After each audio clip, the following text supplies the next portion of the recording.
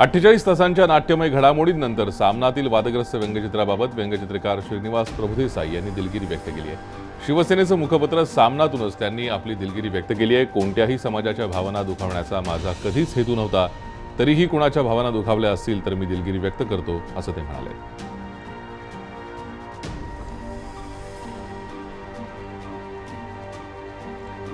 व्यंगचित्राबाबत शिवसेनेत नाराजीचा सूर होता। या संदर्भात रात्री उशिरा एक बैठक घेण्यात आली। या बैठकीत एकनाथ शिंदेंनी नाराज शिवसैनिकांशी चर्चा केली। खासदार प्रतापराव जाधव यांची समजूत काढण्यात आली। शिवसेनेचा कोणताही खासदार राजीनामा देणार नाही, शिवसेनेत कोणीही नाराज नाही, असं स्पष्ट करण्यात आलं। दरम्यान नेते मंडळींची नाराजी दूर करण्यात शिवसेनेला यश आलं असलं तरी जालना जिल्ह्यात शिवसेना पदाधिकारी आणि कार्यकर्त्यांचं राजीनामा सत्र सुरू झालंय। शिवसेनेत राजीनाम्याचं सत्र वगैरे या सगळ्या धादांत खोट्या गोष्टी आहेत। कुठून तरी सोशल मीडियावर जी काही पोस्ट सुरू झाले असेल, व्हायरल होत गेल्या, अशा प्रकारचं कुठचंही या बातमींमध्ये काही तथ्य नाही आहे। शिवसेना पक्षप्रमुख उद्धवजी ठाकरे यांच्या नेतृत्वाखाली शिवसेना एकसंघ आहे। सामना वृत्तपत्रातलं व्यंगचित्र ही शिवसेनेची भूमिका नसल्याचं शिवसेना नेते आणि उद्योगमंत्री सुभाष देसाई यांनी स्पष्ट केलंय। व्यंगचित्राच्या राजकारणामागे काँग्रेस राष्ट्रवादी असल्याचा आरोप त्यांनी केलाय। राधाकृष्ण विखे पाटील आणि धनंजय मुंडेंचं वातावरण पेटवण्याचा प्रयत्न असून काँग्रेस राष्ट्रवादीचा विघ्न संतोषीपणा आम्ही खपवून घेणार नाही, असा इशाराही त्यांनी दिलाय। मराठ्यांच्या मोर्चांना यापूर्वीच उद्धव ठाकरे यांनी पाठिंबा दर्शवलाय, त्यामुळे नामुष्की लपवण्यासाठीच आघाडीचे नेते शिवसेनेवर आगपाखड करत असल्याचा आरोपही त्यांनी केलाय। तर व्यंगचित्र विखे पाटलांनी काढलं की धनंजय मुंडेंनी, असा सवाल मुंडेंनी देसाई यांना केलाय। प्रेसवर 2 अज्ञात बाईकस्वारांनी दगडफेक केली। गेल्या आठवड्यात सामनामधून मराठा क्रांती मोर्चाबद्दल व्यंगचित्र छापण्यात आलं होतं। या व्यंगचित्रानंतर मराठा समाजात तीव्र संताप व्यक्त होतोय। अनेक ठिकाणी सामनाची होळी करण्यात आली, त्याचाच परिपाक दगडफेकीत झाल्याचं दिसून आलं। तर दुसरीकडे ठाण्यातील नितीन कंपनीजवळील श्रीजी आर्केड इमारतीत पहिल्या मजल्यावर सामना दैनिक कार्यालयावर अज्ञातांनी शाईफेक केली। सामना पेपरमधील व्यंगचित्राप्रकरणी ही शाईफेक करण्यात आली। धुळ्यात आज निघणाऱ्या मोर्चाची तयारी आयोजकांनी पूर्ण केली असून धुळ्याच्या मोर्चात 10 लाख समाज बांधव सहभागी होणार असल्याची माहिती आयोजकांनी दिली आहे। या मोर्चासाठी सोशल मीडियामध्ये जोरदार प्रचार प्रसार मोहीम सुरू असल्यानं मोर्चासाठी प्रचंड वातावरण निर्मिती करण्यात आली आहे। या मूक मोर्चाला 17 पेक्षा अधिक संघटनांनी पाठिंबा दिला असून शेवटच्या क्षणापर्यंत समर्थकांची संख्या वाढत जाणार असल्याचा विश्वास आयोजकांनी व्यक्त केला। सांगलीतील मराठा क्रांती मूक मोर्चाला प्रचंड प्रतिसाद मिळाला। या मोर्चात मराठा समाजाचे नागरिक मोठ्या संख्येने सहभागी झाले। यात महिला तरुणाईचा लक्षणीय सहभाग दिसून आला। कोपर्डी बलात्कार प्रकरण, आरक्षणाची मागणी यासाठी मराठा समाज सांगलीत एकवटला होता। मराठा समाजाला आरक्षण देण्याची भूमिका घेऊन सरकारनं आरक्षणाचा प्रश्न सोडवावा, मात्र इतर समाजांच्या हक्कांवर गदा येणार नाही याची दक्षताही घ्यावी, असा सल्ला राष्ट्रवादीचे अध्यक्ष शरद पवार यांनी सरकारला दिला आहे। मोर्चाचं वैशिष्ट्य आहे की इतर कुठल्या समाजाच्या संबंधीची आकस किंवा काहीतरी वेगळी भूमिका नाही, ही जमेची बाजू आहे। आणि दुसरी गोष्ट शांततेने, ही जमेची बाजू आहे। राज्य सरकारने आणि केंद्र सरकारने याच्यात विचार करावा, निर्णय घेऊन टाकावे। जे काही निर्णय घ्यायचे असतील हे निर्णय, कारण ही सर्व तरुण पिढी उभी आलेली, त्या तरुण पिढीचं समाधान कसं करता येईल ते करत असताना इतर घटकांना त्यांच्या मूलभूत अधिकाराला धक्का न बसता कसं करायचं याबद्दलचा विचार त्यांनी केला पाहिजे। उरीच्या दहशतवादी हल्ल्याला कारगिलसारखंच उत्तर देण्याची गरज असल्याचं मत राष्ट्रवादीचे अध्यक्ष शरद पवार यांनी व्यक्त केलंय। मुख्यमंत्री असताना आक्रमक भाषा वापरणारे मोदी आता अनुभवातून शहाणे झाल्याचा टोलाही त्यांनी लगावला।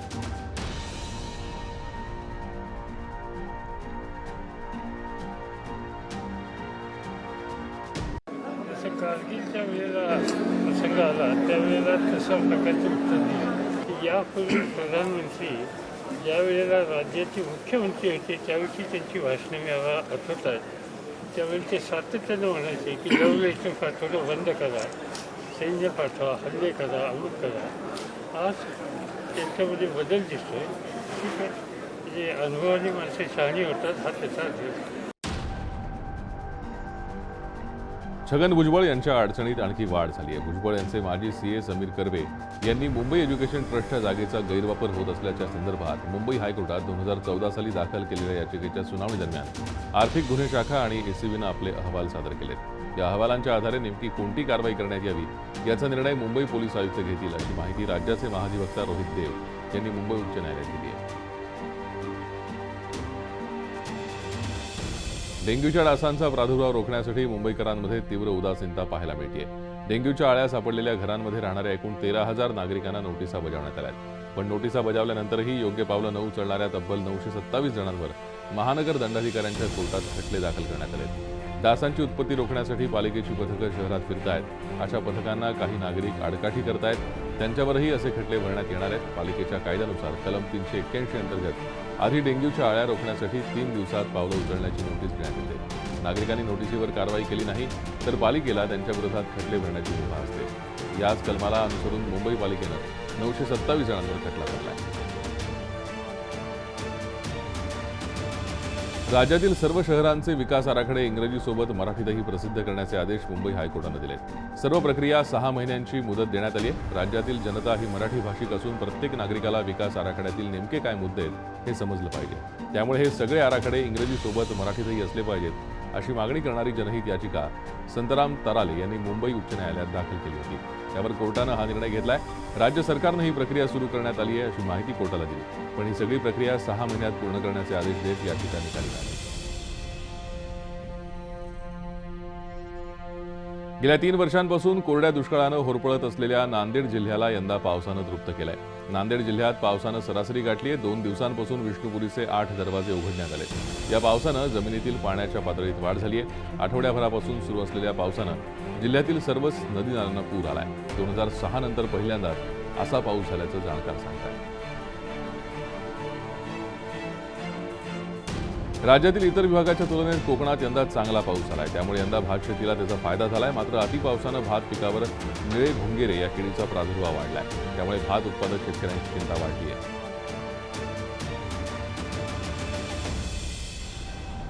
राज्यात येत्या 6 महिन्यात नवीन कृषी धोरण अंमलात आणलं जाणार आहे. गेल्या काही वर्षातील सलग दुष्काळ, पाण्याचा वाढता वापर आणि शेतकरी आत्महत्या या सर्व बाबी लक्षात घेता नवं कृषी धोरण लागू करण्याची तयारी राज्य सरकारनं केली असल्याची माहिती कृषी मंत्री पांडुरंग फुंडकर यांनी दिली. आगामी काळात कमी पाण्यावर चांगली वाढ होणाऱ्या पीक पद्धतीचा अवलंब करण्याची गरज प्रकर्षानं पुढे आली असल्याचं त्यांनी सांगितलं.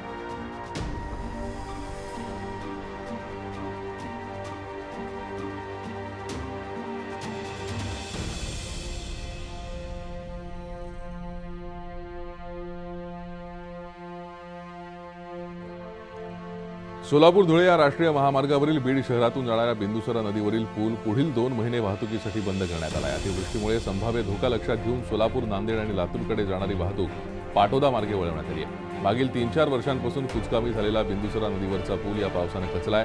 त्यामुळे अवजड वाहनं जाताना निर्माण होणारा धोका लक्षात घेऊन जिल्हा प्रशासनानं हा पूल वाहतुकीसाठी बंद केला आहे. मराठवाड्यात गेल्या आठवडाभर दमदार पाऊस झाल्यानं शेतकरी सुखावलाय. संततधार पावसानं परभणी जिल्हाभरातील नदी-नाल्यांना पूर आलाय. काही ठिकाणी नदीचं पाणी शेतात शिरल्यानं उभी पिकं झळू लागली आहेत. तालुक्यातील 10 गावांमधील सुमारे 1000 एकरवरील तूर, कापूस, सोयाबीन पाण्याखाली गेलाय. तसंच पूर्णा तालुक्यात अशीच काहीशी परिस्थिती आहे.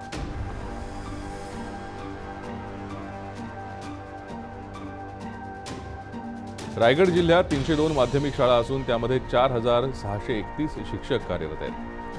पालकांचा कल इंग्रजी माध्यमांच्या शाळेकडे असल्यानं मराठी माध्यमांच्या शाळांमधील विद्यार्थ्यांची संख्या दिवसेंदिवस कमी होत चालली आहे. त्यामुळे जिल्ह्यात अतिरिक्त शिक्षकांची समस्या निर्माण झाली आहे. या अतिरिक्त शिक्षकांना अन्य शाळांमध्ये सामावून घेण्याची भूमिका शासनानं घेतली असली तरी अनेक शिक्षण संस्था त्यांना सामावून घेण्यास नकार देत आहेत. त्यामुळे करायचं काय असा प्रश्न या शिक्षकांसमोर आवासून उठा आहे.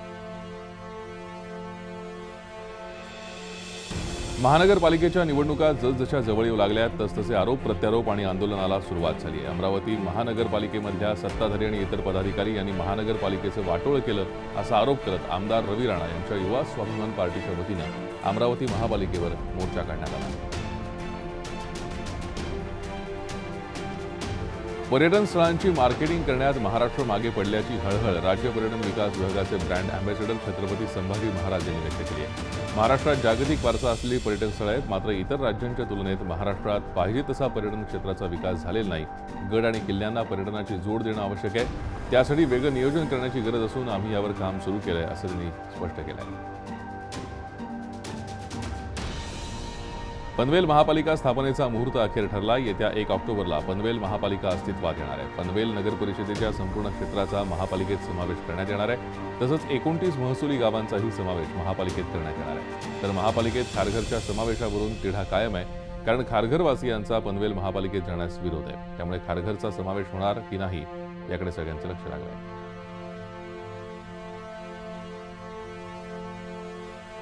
काळाघोडा परिसराचा न्यूयॉर्कच्या टाइम्स स्क्वेअरच्या धर्तीवर विकास करण्याच्या आदित्य ठाकरेंच्या प्रस्तावाला आयुक्तांनी मंजुरी दिली आहे. काळाघोडा परिसरात शनिवार रविवार सुट्टीच्या दिवशी खुलं कला दालन उभारण्यात येणार आहे. चित्रकार, रांगोळी काढणारे कलाकार किंवा इतर क्षेत्रातल्या कलाकारांना नवव्यासपीठ देण्याचा हा प्रस्ताव आहे. शनिवारी आणि रविवारी या भागातली वाहतूक बंद ठेवण्याचा प्रस्ताव आहे.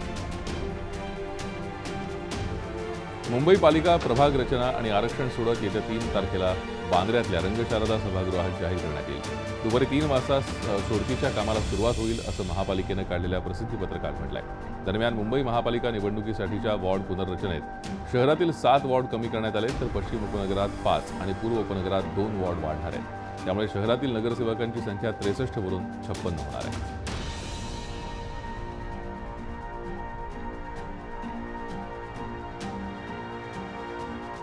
उरी हल्ल्यामध्ये पाकिस्तानी घुसखोरांचा हात असल्याचे पुरावे भारतानं पाकिस्तानला सादर केले. पाकिस्तानी उच्चायुक्त अब्दुल बासित यांना परराष्ट्र सचिव एस जयशंकर यांनी 10 दिवसात दुसऱ्यांदा पाचारण केलं आणि या हल्ल्याचं पाकिस्तानी कनेक्शन असल्याचे अनेक पुरावे देत कारवाईची मागणी केली. उरी हल्ल्यात मारला गेलेला एक अतिरेकी हाफिज अहमद हा मुझफ्फराबादचा रहिवासी असल्याचं उघड झालंय. तसंच या हल्लेखोरांवर पाकिस्तानात वसलेल्यांचं नियंत्रण असल्याचे पुरावे पाकिस्तानला देण्यात आले. 18 जवानांचा बळी घेणाऱ्या या हल्ल्याची जबाबदारी आता पाकिस्तान कोणत्या तोंडानं झटकणार हे पाहणं महत्त्वाचं आहे.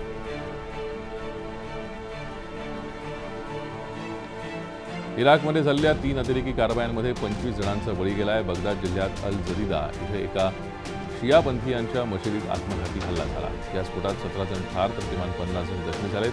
पश्चिम बगदादमध्ये बाया आणि अल रधाबिना इथं झालेल्या 2 आत्मघातकी स्फोटात अनुक्रमे 6 आणि 2 जण मारले गेले.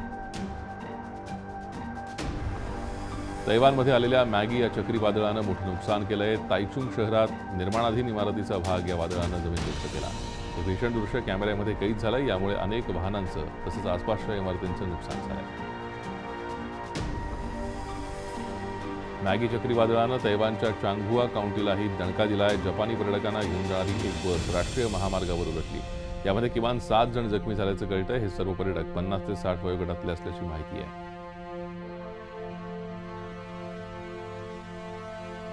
जॉर्जियामध्ये होऊ घातलेल्या अध्यक्षीय निवडणुकीत 2 विरोधकांची टीव्ही डिबेट दरम्यान जोरदार हाणामारी झाली. इंडस्ट्रियलिस्ट पार्टीचे झाझा अलगाझे यांनी प्रथम पीपल्स पार्टीच्या इराकली ग्लोंटी यांच्यावर पाणी फेकलं. त्याला ग्लोंटी यांनी तसंच प्रत्युत्तर दिलं. नंतर या दोघांमध्ये लाखाबुक्क्यांनी हाणामारी झाली.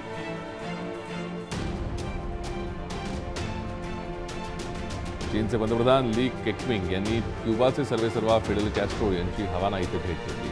दोन्ही देशांदरम्यान संबंध अधिक दृढ करण्यावर या दोन्ही कम्युनिस्ट नेत्यांमध्ये चर्चा झाली.